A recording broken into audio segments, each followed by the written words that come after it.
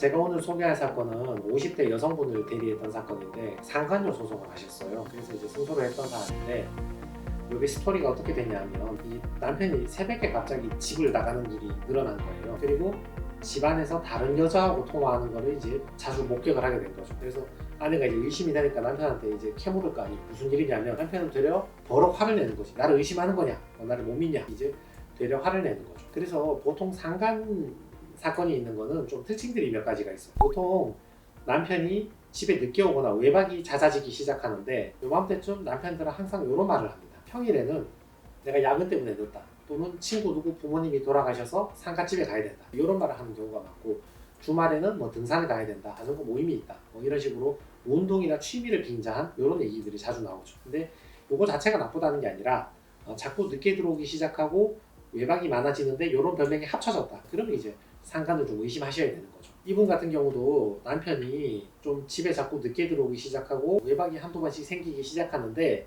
하필 그날 남편이 야근한다 그러는 거예요. 그래서 남편의 직장 앞으로 가서 남편의 뒤를 따라갔지. 따라가니까 자동차 안에서 그 상간녀하고 남편이 애정 행각하는 거를 직접 이제 목격을 하게 된 거죠. 상간 사건에서 여성분들이 상간녀한테 그 돈 몇 푼 받자고 자기 가정 깨지고 지금 그게 문제가 아닌 거잖아요. 여성분들한테 가장 큰 문제는 배신감이라고요. 배신감. 네가 뭐 그렇게 잘난 것도 없고 대단한 것도 없는데 그래도 내가 너를 믿고 한평생을 살아왔는데, 내가 너 하나만 보고 내 평생을 다 허비하고 보내고 살아왔는데 네가 나한테 이렇게 행동하면, 네가 딴 여자하고 노닥거리고 그렇게 나한테 배신감을 주면 내가 지금까지 살아온 인생이 뭐가 되냐 이거지. 보통 여성분들이 이런 부분에서 법원에서 이런 말도 많이 하시고 가장 억울해 하시는 부분이죠. 자, 일단 이 사건을 법률적으로 해석해보면 스마트폰으로 사진 찍으시면 그게 증거가 됩니다. 그런 현장을 목격했을 때 스마트폰으로 사진을 찍거나 아니면 뭐 동영상을 찍거나 이러면 이제 증거가 되는 거죠.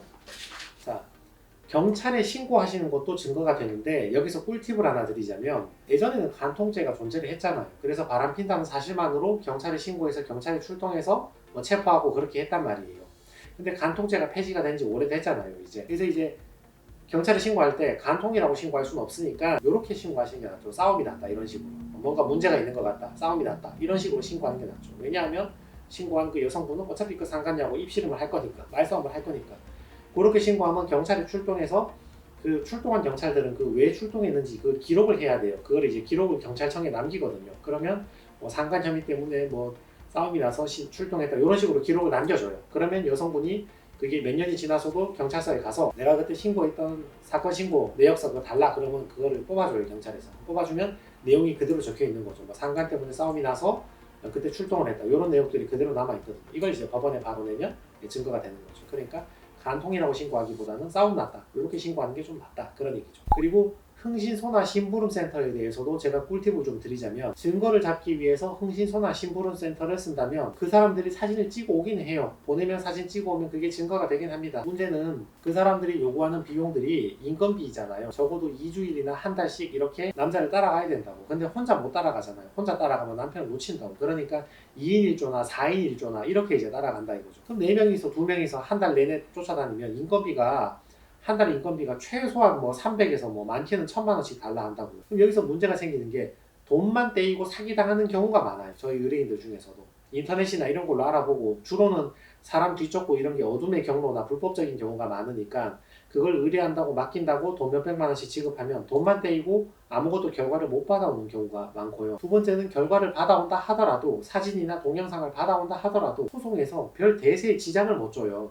왜냐하면 위자료는 금액이 얼마 안 되거든요. 금액이 얼마 안 되니까 내가 남편이 상간녀하고 통화했던 내용이나 또는 주고받았던 카톡 내용이나 이런 것만 있는 여성분하고, 이거 플러스 심부름센터까지 시켜서 사진까지 가져오는 여성하고 위자료 금액이 별 차이가 안 나요. 그냥 그 금액이 그 금액이야. 위자료 금액 자체가 낮기 때문에 그런 거예요. 이 의뢰인 경우도 그냥 그 경찰에 신고한 내용 그거 하나밖에 없는데 위자료를 3천만 원 받았거든요. 상간녀한테. 근데 이분이 굳이 1000만 원 내고 흥신소까지 쓴다고 3천만 원 이상 받느냐? 아니요. 그래봤자 3천이에요. 그러니까 별 차이가 안 나.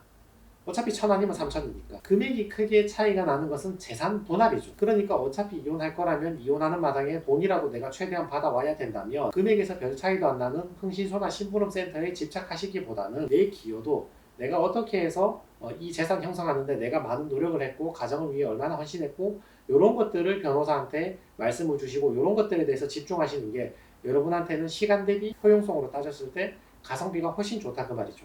자, 결론 내려드릴게요. 상갓집, 야근, 동호회, 등산, 자전거 주의하세요. 위자료 몇 푼 안 됩니다. 상간녀 사진보다 기여도에 집중하세요. 자, 결론 내리고 여담이 하나 있는데 지금 법원이 현실을 잘 못 따라가요. 아직도 상간녀 위자료가 한 1,000만 원에서 3,000만 원 사이입니다. 이 우리 10억 하는 아파트가 20억까지 올랐고 1,000원 하는 김밥이 3,000원까지 올랐잖아요. 물가가 굉장히 빠르게 올랐죠. 근데 상간녀 소송을 하면 아직도 뭐 1,000만 원, 2,000만 원, 3,000만 원 이래요. 그래서 이제 법원도 물가를 반영해서 상간녀에 대한 위자료를 빨리 증액을 해야 되지 않나, 5천만 원, 1억씩 이렇게 증액해야 되지 않나 이렇게 생각합니다. 이거 상간녀 위자료 배상금 1,000만 원 판결하면 그거 어떤 상간녀가 그거 무서워하겠어요? 폭이나 그거 두려워하겠다. 1,000만 원이 뭐 돈이냐 줘버리고 말지. 법원도 좀 물가 상승을 좀 반영을 했으면 좋겠는데 시간이 좀 걸리지 않을까 그렇게 생각을 합니다. 이상입니다.